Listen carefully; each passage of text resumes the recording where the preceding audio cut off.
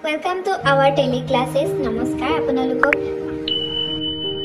স্বাগতম জনাইছো আমাৰ এই টেলি ক্লাছলৈ আমাৰ এই চেনেলটোত UGC NET Assam TET CTET ADRE DME Guwahati university BEd related Assamese মিডিয়ামৰ সিলেবাছখনৰ আলোচনা কৰাৰ লগতে বিভিন্ন ধৰণৰ পৰীক্ষাত আহিব লগা বিভিন্ন ধৰণৰ টপিকসমূহ আমি আলোচনা কৰিম যদি এই ভিডিঅটো ভাল পায় তেনেহলে লাইক কৰিব লগতে সাবস্ক্ৰাইব কৰি দিব চেনেলটো লগতে বেল আইকনটো ক্লিক কৰি দিব তেতিয়া নতুন ভিডিঅ আহিলে আপোনালোকে চাব পাৰিব প্ৰথমে যে এই ভিডিঅটোত আমি আলোচনা কৰিম অসমীয়া সাহিত্য জগতৰ বিভিন্ন উপাধিৰে খ্যাতি ব্যক্তিসকলৰ নাম আৰু এটো হ'ব পাৰ্ট 3 কাৰণ আগৰ ভিডিঅটো দুটা পাৰ্টত প্ৰশ্ন উত্তৰ আলোচনা কৰা হ'ল আজি হৈছে 31 কোৱেশ্চন নম্বৰ পৰা অসমৰ গৌৰৱ বুলি কাক কোৱা যায় অসমৰ গৌৰৱ বুলি হেম বৰুৱাক কোৱা যায় এনে ধৰণে প্ৰশ্নবিলাক কৈ দিয়াৰ লগতে এটা কথা ভাল যে মনত ৰখাটো সহায় হয় লগতে এটা সৰু টেষ্টটো হৈ যায় কোৱেশ্চন নম্বৰ 32 পথাৰৰ কবি বুলি কাক কোৱা যায় পথাৰৰ কবি বুলি কোৱা যায় ৰাম গগৈ Next question আহিলে 33 কবিতা কোঁৱৰ বুলি কাক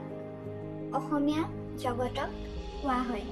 মানে কবিতা কোঁৱৰ বুলি অসমীয়া কবিতাৰ জগতক কাক কোৱা যায় আৰু উত্তৰ হৈছে অম্বেশ্বৰ চেতিয়া ফুকন হৈছে কবিতা কোঁৱৰ কৰ্মবীৰ কোন কৰ্মবীৰ বুলি অসমীয়া সাহিত্য জগতক কাক কোৱা যায় কৰ্মবীৰ বুলি অসমীয়া সাহিত্যক জনা যায় Chandra Bordoloi. Next question আহিলে 35 number. নিজৰাৰ কবি বুলি কাক কোৱা যায়? নিজৰাৰ কবি বুলি কোৱা হয় কৈলাধৰ ৰাজখোৱা।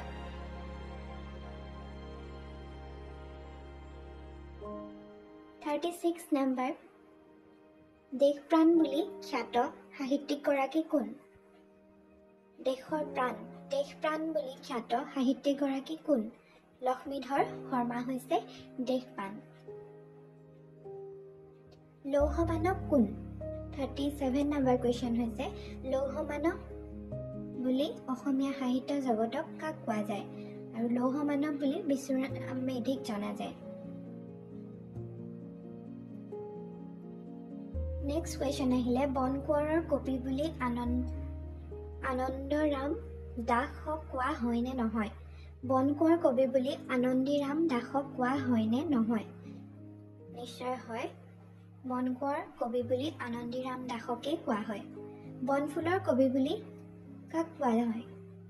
বনফুলৰ কবি বুলি কাক কোৱা যায় বনফুলৰ কবি বুলি যতীন্দ্ৰনাথ দুৱৰাক কোৱা যায় আৰু তেওঁ সাহিত্য একাডেমি বঁটাও পাইছিল বনফুলৰ কবি যতীন্দ্ৰনাথ দুৱৰাক কোৱা হয় বাগ্মীবৰ বুলি কাক কোৱা হয় বাগ্মীবৰ বুলি